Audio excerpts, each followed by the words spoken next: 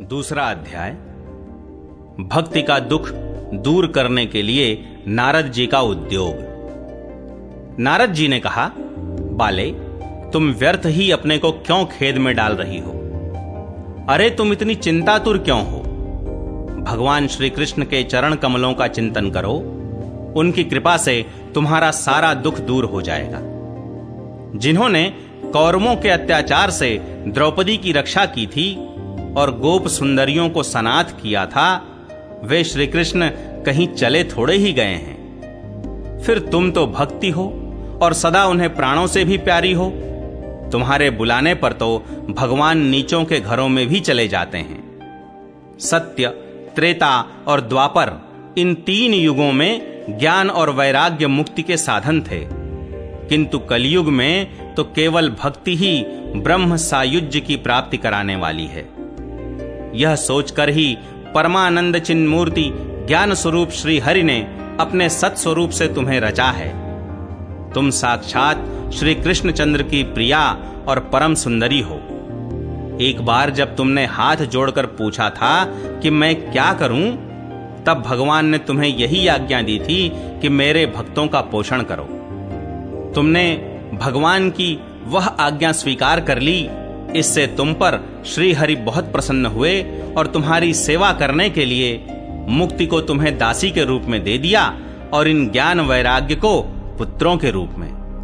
तुम अपने साक्षात स्वरूप से वैकुंठ धाम में ही भक्तों का पोषण करती हो। भूलोक में तो तुमने उनकी पुष्टि के लिए केवल छाया रूप धारण कर रखा है। तब तुम मुक्ति, ज्ञान और वैराग्य को साथ लिए पृथ्वी तल पर आईं और सत्य युग से द्वापर पर्यंत बड़े आनंद से रहीं। कलयुग में तुम्हारी दासी मुक्ति पाखंड रूप रोग से पीड़ित होकर क्षीण होने लगी थी। इसीलिए वह तो तुरंत ही तुम्हारी आज्ञा से वैकुंठ लोक को चली गई। इस लोक में भी तुम्हारे स्मरण करने से ही वह आती है और फिर चली जाती है। किंतु इन ज्ञान वैराग्य को तुमने पुत्र मानकर अपने पास ही रख छोड़ा है। फिर भी कलयुग में इनकी उपेक्षा होने के कारण तुम्हारे ये पुत्र उत्साहहीन और वृद्ध हो गए हैं। फिर भी तुम चिंता न करो, मैं इनके नवजीवन का उपाय सोचता हूं। सुमुखी, कलि के समान कोई भी युग नहीं है। इस युग में मैं तुम्हें घर घर में प्रत्येक पुरुष के हृदय में स्थापित कर दूंगा। देखो, अन्य सब धर्मों को दबाकर और भक्ति विषयक महोत्सवों को आगे रखकर यदि मैंने लोक में तुम्हारा प्रचार न किया तो मैं श्री हरि का दास नहीं। इस कलयुग में जो जीव तुमसे युक्त होंगे वे पापी होने पर भी बेखटके भगवान श्री कृष्ण के अभय धाम को प्राप्त होंगे। जिनके हृदय में निरंतर प्रेम रूपिणी भक्ति निवास करती है, वे शुद्धांतःकरण पुरुष स्वप्न में भी यमराज को नहीं देखते। जिनके हृदय में भक्ति महारानी का निवास है, उन्हें प्रेत, पिशाच, राक्षस या दैत्य आदि स्पर्श करने में भी समर्थ नहीं हो सकते। भगवान तप, वेदाध्ययन, ज्ञान और कर्म आदि किसी भी साधन से वश में नहीं किए जा सकते। वे केवल भक्ति से ही वशीभूत होते हैं। इसमें श्री गोपीजन प्रमाण है। मनुष्यों का सहस्त्रों जन्म के पुण्य प्रताप से भक्ति में अनुराग होता है। कलयुग में केवल भक्ति ही सार है। भक्ति से तो साक्षात श्री कृष्णचंद्र सामने उपस्थित हो जाते हैं। जो लोग भक्ति से द्रोह करते हैं वे तीनों लोकों में दुख ही दुख पाते हैं। पूर्व काल में भक्त का तिरस्कार करने वाले दुर्वासा ऋषि को बड़ा कष्ट उठाना पड़ा था। बस व्रत, तीर्थ, योग, यज्ञ और ज्ञान चर्चा आदि बहुत से साधनों की कोई आवश्यकता नहीं है। एकमात्र भक्ति ही मुक्ति देने वाली है। सूत जी कहते हैं, इस प्रकार नारद जी के निर्णय किए हुए अपने महात्म्य को सुनकर भक्ति के सारे अंग पुष्ट हो गए और वे उनसे कहने लगीं। भक्ति ने कहा, नारद जी आप धन्य हैं। आपकी मुझ में निश्चल प्रीति है। मैं सदा आपके हृदय में रहूंगी, कभी आपको छोड़कर नहीं जाऊंगी। साधो, आप बड़े कृपालु हैं। आपने क्षण भर में ही मेरा सारा दुख दूर कर दिया, किंतु अभी मेरे पुत्रों में चेतना नहीं आई है। आप इन्हें शीघ्र ही सचेत कर दीजिए, जगा दीजिए। सूत जी कहते हैं, भक्ति के ये वचन सुनकर नारद जी को बड़ी करुणा आई और वे उन्हें हाथ से हिला डुलाकर जगाने लगे। फिर उनके कान के पास मुंह लगाकर जोर से कहा, ओ ज्ञान, जल्दी जग पड़ो। ओ वैराग्य, जल्दी जग पड़ो। फिर उन्होंने वेद ध्वनि, वेदांत घोष और बार बार गीता पाठ करके उन्हें जगाया। इससे वे जैसे तैसे बहुत जोर लगाकर उठे, किंतु आलस्य के कारण वे दोनों जम्हाई लेते रहे, नेत्र उघाड़कर देख भी नहीं सके। उनके बाल बगुलों की तरह सफेद हो गए थे। उनके अंग प्रायः सूखे काठ के समान निस्तेज और कठोर हो गए थे। इस प्रकार भूख प्यास के मारे अत्यंत दुर्बल होने के कारण उन्हें फिर सोते देख नारद जी को बड़ी चिंता हुई और वे सोचने लगे, अब मुझे क्या करना चाहिए। इनकी यह नींद और इससे भी बढ़कर इनकी वृद्धावस्था कैसे दूर हो। शौनक जी इस प्रकार चिंता करते करते वे भगवान का स्मरण करने लगे।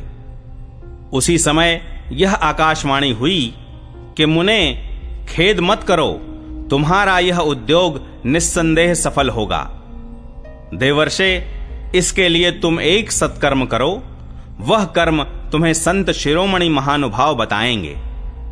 उस सत्कर्म का अनुष्ठान करते ही क्षण भर में उनकी नींद और वृद्धावस्था चली जाएगी तथा सर्वत्र भक्ति का प्रसार होगा। यह आकाशवाणी वहां सभी को साफ साफ सुनाई दी। इससे नारद जी को बड़ा विस्मय हुआ और वे कहने लगे, मुझे तो इसका कुछ आशय समझ में नहीं आया। नारद जी बोले, इस आकाशवाणी ने भी गुप्त रूप में ही बात कही है। यह नहीं बताया कि वह कौन सा साधन किया जाए जिससे इनका कार्य सिद्ध हो।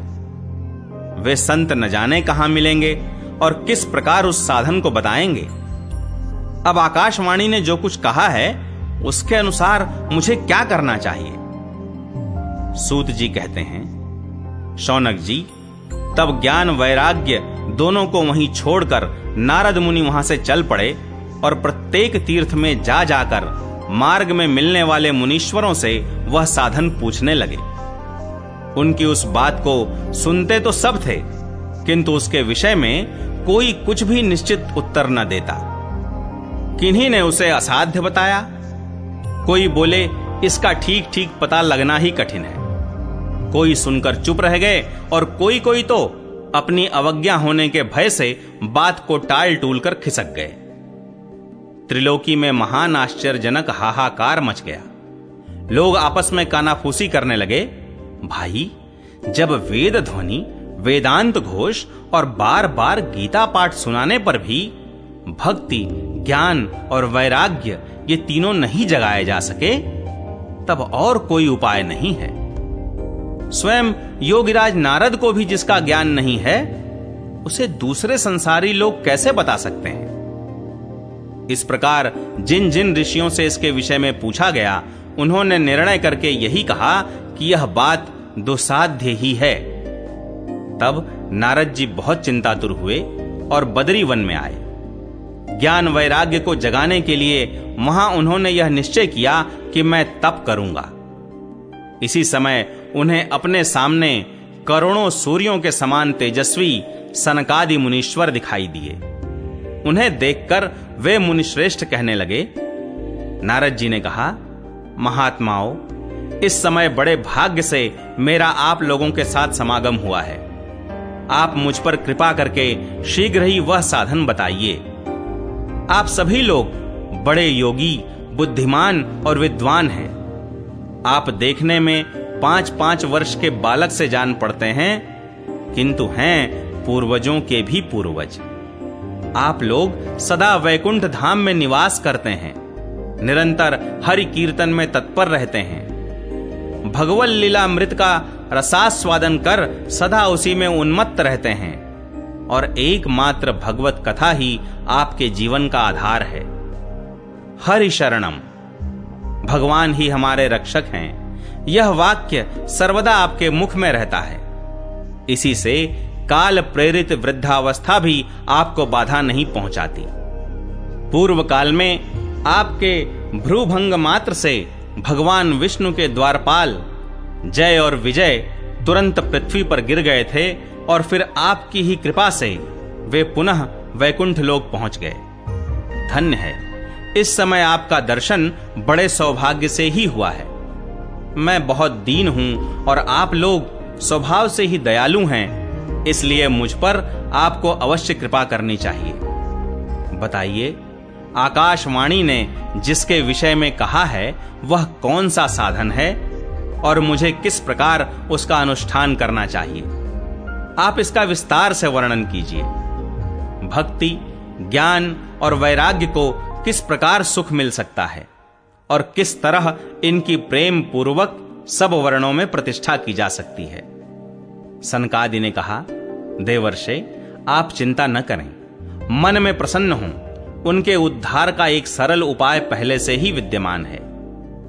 नारद जी, आप धन्य हैं, आप विरक्तों के शिरोमणि हैं, श्री कृष्ण दासों के शाश्वत पथ प्रदर्शक एवं भक्ति योग के भास्कर हैं। आप भक्ति के लिए जो उद्योग कर रहे हैं, यह आपके लिए कोई आश्चर्य की बात नहीं समझनी चाहिए। भगवान के भक्त के लिए तो भक्ति की सम्यक स्थापना करना सदा उचित ही है। ऋषियों ने संसार में अनेकों मार्ग प्रकट किए हैं, किंतु वे सभी कष्ट साध्य हैं और परिणाम में प्रायः स्वर्ग की ही प्राप्ति कराने वाले हैं। अभी तक भगवान की प्राप्ति कराने वाला मार्ग तो गुप्त ही रहा है। उसका उपदेश करने वाला पुरुष प्रायः भाग्य से ही मिलता है। आपको आकाशवाणी ने जिस सत्कर्म का संकेत किया है उसे हम बतलाते हैं। आप प्रसन्न और समाहित चित्त होकर सुनिए। नारद जी, द्रव्य यज्ञ, तपो यज्ञ, योग यज्ञ और स्वाध्याय रूप ज्ञान यज्ञ, ये सब तो स्वर्गादि की प्राप्ति कराने वाले कर्म की ही ओर संकेत करते हैं। पंडितों ने ज्ञान यज्ञ को ही सत्कर्म का सूचक माना है। वह श्रीमद् भागवत का पारायण है, जिसका गान शुक आदि महानुभावों ने किया है। उसके शब्द सुनने से ही भक्ति, ज्ञान और वैराग्य को बड़ा बल मिलेगा। इससे ज्ञान वैराग्य का कष्ट मिट जाएगा और भक्ति को आनंद मिलेगा। सिंह की गर्जना सुनकर जैसे भेड़िए भाग जाते हैं, उसी प्रकार श्रीमद् भागवत की ध्वनि से कलयुग के सारे दोष नष्ट हो जाएंगे। तब प्रेम रस प्रवाहित करने वाली भक्ति, ज्ञान और वैराग्य को साथ लेकर प्रत्येक घर और व्यक्ति के हृदय में क्रीड़ा करेगी। नारद जी ने कहा, मैंने वेद वेदांत की ध्वनि और गीता पाठ करके उन्हें बहुत जगाया, किंतु फिर भी भक्ति, ज्ञान और वैराग्य ये तीनों नहीं जगे। ऐसी स्थिति में श्रीमद् भागवत सुनाने से वे कैसे जगेंगे? क्योंकि उस कथा के प्रत्येक श्लोक और प्रत्येक पद में भी वेदों का ही तो सारांश है।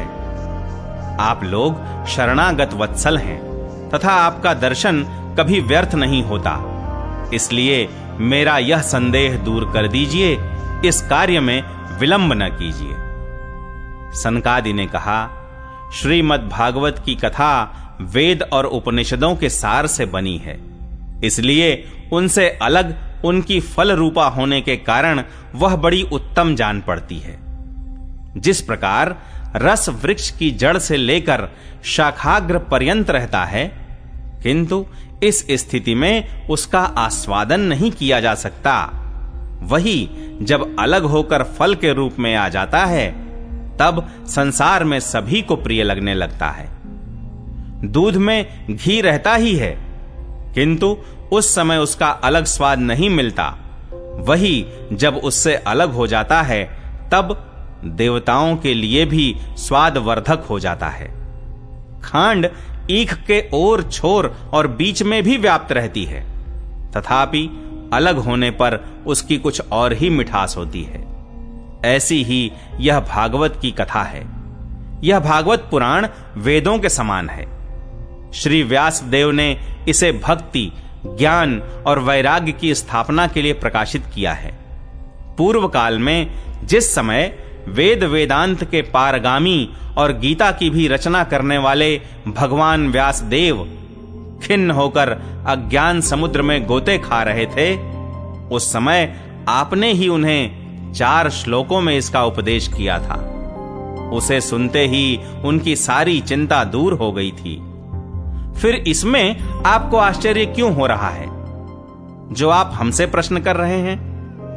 आपको उन्हें शोक और दुख का विनाश करने वाला श्रीमद् भागवत पुराण ही सुनाना चाहिए। नारद जी ने कहा, महानुभाव, आपका दर्शन जीव के संपूर्ण पापों को तत्काल नष्ट कर देता है और जो संसार दुख रूप दावानल से तपे हुए हैं उन पर शीघ्र ही शांति की वर्षा करता है। आप निरंतर शेष जी के सहस्त्र मुखों से गाए हुए भगवत कथामृत का ही पान करते रहते हैं। मैं प्रेम लक्षणा भक्ति का प्रकाश करने के उद्देश्य से आपकी शरण लेता हूं। जब अनेकों जन्मों के संचित पुण्य पुंज का उदय होने से मनुष्य को सत्संग मिलता है, तब वह उसके अज्ञान जनित मोह और मद रूप अंधकार का नाश करके विवेक उदय होता है। दूसरा अध्याय